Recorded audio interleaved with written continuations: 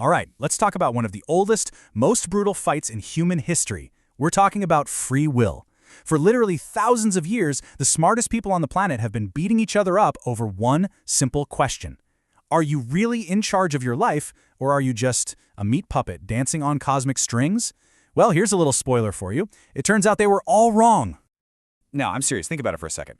That choice you just made to click on this, was that actually you? Or was it just some long, complicated chain reaction that started with, I don't know, the Big Bang, bounced through a bunch of dinosaurs, your great-great-grandparents, and somehow ended with your thumb tapping on the screen? It sounds kind of crazy, right? Well, we are going to settle this debate right here, right now. Okay, so for centuries, this whole thing wasn't some polite academic debate. Oh no, it was an all-out, no-holds-barred brawl between two heavyweight champs.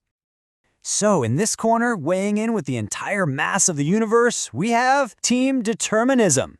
Their big idea? You're a puppet. Simple as that. Every little atom follows unbreakable rules. You're made of atoms, so tough luck. You're just a cog in the machine. And in the other corner, we have Team Free Will. They're screaming that you're the master of your soul, the captain of your ship, some kind of magical ghost that can just, decide to break the laws of physics with the power of wanting something. Yeah, as you can imagine, it's been a super productive fight. And when I say this fight has been going on for a while, I mean it. It's like watching the same TV rerun over and over and over again. I'm not kidding. We're talking about brilliant minds building these huge, complex systems, philosophy, religion, science, the whole shebang, and every single time, bam, they slam face first into the exact same brick wall. It's actually kind of impressive how consistently stuck everyone has been for so long. So let's just take a quick tour of the philosophical wreckage, shall we? You've got the ancient Stoics, who basically said, hey, freedom is just learning to love your chains. Super helpful. Then, a few centuries later, guys like Newton and Spinoza show up and say, nope, the universe is a giant clock, and you're just one of the tiny little springs inside. Sorry. Then you get to the 20th century, and Jean-Paul Sartre is screaming that you're condemned to be free, which sounds really deep until you realize it's also terrifying and explains absolutely nothing. And then, for the final knockout punch, neuroscience comes along in the 80s and is like, hey guys, your brain actually makes decisions before you even know about them. Awkward. So yeah, it's been a total mess. But here's where it gets interesting. Here's the big twist. What if the reason everyone's been stuck for thousands of years is because they've been fighting in the wrong arena? What if there's a completely different way to look at this, an idea so game-changing it makes this entire ancient brawl look, well, kind of silly? Yeah, what if they were all asking the wrong question? What if it's not a choice between are you free or are you fated? What if the universe is playing a totally different game, with a set of rules that makes both of those old ideas just completely obsolete? Okay, so this new idea is called the no-zero principle, and it comes from the Duhon corpus. And honestly, it's pretty simple, but it changes everything. Here's the core of it. The universe has a perfect memory. Nothing, and I mean nothing, that happens can ever be completely erased. Every event, every single choice, every little thought, it all leaves a permanent trace, like an entry in a massive cosmic ledger. Here's a great way to think about it. Imagine the universe is one giant, never-ending conversation. And this conversation has a perfect memory. It remembers every single word that has ever been said. You can't just jump in and start yelling nonsense, right? It wouldn't fit. Your next word has to connect, somehow, to everything that came before. You can't delete what's already been said. You can only add the next sentence. And you see how this just completely blows up the old fight? The old idea of fate was that the story was already written, from start to finish. You're just acting it out. But this new view, the ledger view, it says the story is always writing and reading itself in real time. And freedom? The old idea was that freedom meant you could somehow break the rules of the story. But now, freedom is the ability to co-compose the next line. You get to help write what happens next. So, if we're not puppets just following a script, and we're not these magical rule breakers, then what the heck are we? Well, think of us more like surfers. Right.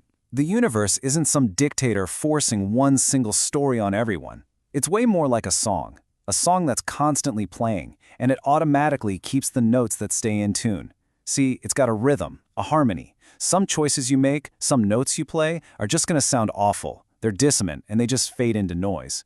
But other notes, they resonate. They strengthen the whole song. They become part of the melody. Your job isn't to fight the music, it's to learn how to play in tune. And this whole process of learning or creating, it kind of happens in two parts. First, you've got what we can call rebellion or divergence. This is the universe just trying stuff out, pushing at the edges, exploring possibilities, hitting all kinds of weird notes. This is where that feeling of I can do anything comes from. But then comes the second part, alignment or convergence. This is the universe remembering its center, figuring out which of those new weird notes actually work with the song. It's how it takes the good stuff and weaves it into a deeper harmony. So here's the absolute key takeaway. Freedom isn't about being able to do whatever random thing pops into your head. That's not freedom, that's just noise. Real freedom, deep freedom, is that feeling you get when you become the dancer who is perfectly, totally in sync with the beat. It's that surfer who's one with the wave. It feels effortless, right? It feels powerful. You're not losing control. You are gaining coherence. And this framework completely changes what we mean by a right or wrong decision. It's got nothing to do with being good or bad in some old-school moral sense. A right decision is simply one that's, well, harmonic. It's a choice whose waveform adds to the universe's continuity. It resonates. A wrong choice, it's just noise. It's a choice that scatters energy, creates static, and ultimately just fizzles out. Okay. I know this all sounds pretty big and cosmic. Surfing the cosmic wave, the universe's song. What does any of this actually mean for you? Like today, what's your job in this whole picture? This really gets to the heart of it. The old definition of freedom was, the ability to choose between option A, B, or C. But the new definition is so much bigger than that. Freedom is the ability to become the option the universe has chosen through you. It's when you become so aligned with that cosmic song that the choice just flows. You don't have to pick it, you are it. So what's your job then? What do you do with all this? It's simple, really. First, stop being a spectator. You're not in the audience watching the universe happen. You are the universe happening. You've got to realize that you are one of the ways the universe literally edits itself. So your goal isn't to just do whatever you want. That's chaos. Your real goal is to participate coherently, to join in on that massive cosmic feedback loop. And I'll leave you with this final thought. The entire journey of your life, of consciousness itself, is this grand process of moving from being a question mark to becoming an answer. You start out as noise, as pure possibility, exploring everything, but the goal, the endpoint, is to listen so closely to that cosmic song that you end up becoming the very answer the universe was looking for.